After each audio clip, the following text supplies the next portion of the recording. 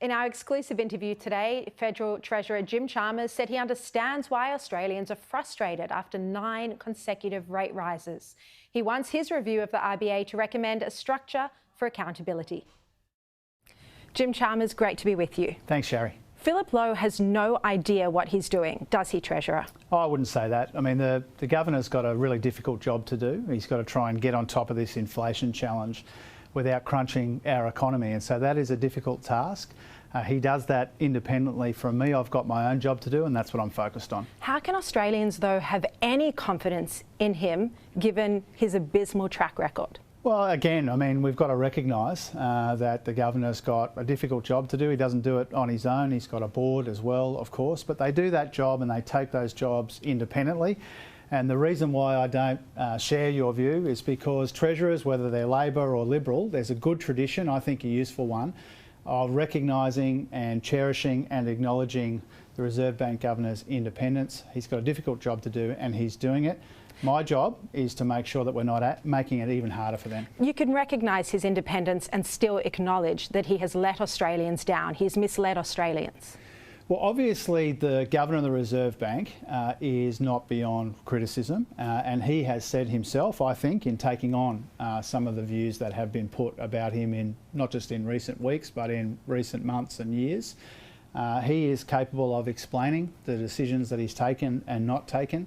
I'm not going to take shots at him. Australians made decisions about their life savings based on his advice that they would be safe, that there wouldn't be a rate rise until 2024. Instead, we've had 9 consecutive rate rises. People in your own electorate of Logan are feeling the pinch the most, among with many other Australians.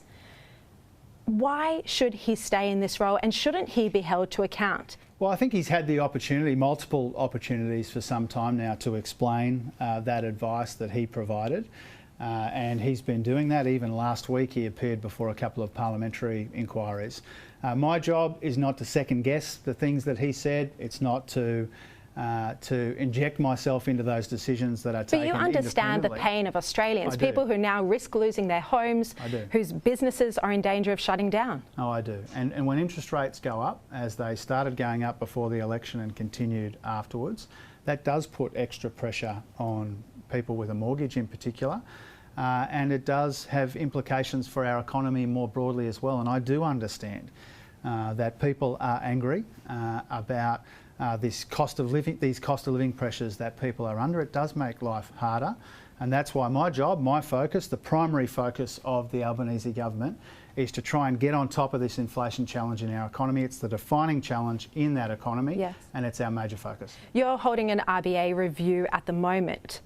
Will part of that review be looking to hold the RBA Governor and the RBA Board accountable when they tell Australians one thing and Australians make life-saving decisions on it, decisions about their life savings based on that advice, and then that advice changes? Yeah, so I'll get the RBA review report at the end of March. And it's important to remember what it is and what it isn't. You know, it isn't about one person or one decision or one set of decisions. It's about making sure we get the processes and the structure and the objectives of the Reserve Bank right. And part of that is to make sure that the right accountability structures are in place, that when the Reserve Bank Board makes a decision, that they communicate that decision effectively and they are accountable for that decision as an independent organisation. And so I've met with the Reserve Bank panel a few times now. We've had some good conversations. They've also met with the opposition, the crossbench and others. They've done a heap of consultation. And I know that one of their focuses is how do we make sure that when a decision is taken, it's communicated effectively and also that people who take that decision are accountable for it. How do you see an accountability structure? How would you in the future hold the RBA Board and the Governor accountable? Well, let's see what the review panel say when they hand me the report on the 31st of March. I'm looking forward to receiving it and I'm going to respond to it, at least initially, between then and the budget in May.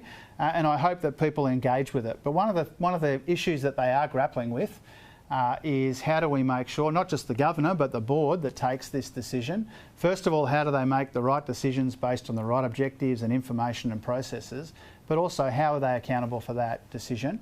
That'll be an important consideration of the review panel. I don't want to kind of preempt what they might hand me at the end of March. I think it'll be a really good report that I get. It's a top shelf panel, absolutely terrific people, engaging right across the political spectrum. So I'm looking forward to engaging with their final recommendations. But just to be very clear, you do want the RBA board and the governor to be held accountable for the advice they give Australians. Yeah, of course, all parts of the economic decision-making architecture in this country, whether it's the Treasurer, the government, the independent governor and his board, of course they should be accountable for the decisions that they take. They should be asked to explain them clearly so that people can make decisions based on that information. That is one of the things the panel's looking at. The Greens leader Adam Bandt, in an interview with David Speers yesterday, suggested that you should look at overriding interest rate hikes. Is that something you'd consider? Well, I saw that interview between Adam Bandt and David Speers. It's actually Nick McKim, the Treasury spokesman for the Greens, said that I should override the decision. Adam Bandt was given multiple opportunities to agree with Nick McKim and couldn't bring himself to do it. So well, you said you should look at it. Yeah, I thought that there were some weasel words from Adam Bandt in that interview. So it's not something you'd be considering? No, it's not something that we're considering. We think the independence of the Reserve Bank is a really important feature of the system under governments of both political persuasions, and I won't be taking economic advice from the Greens. Yeah.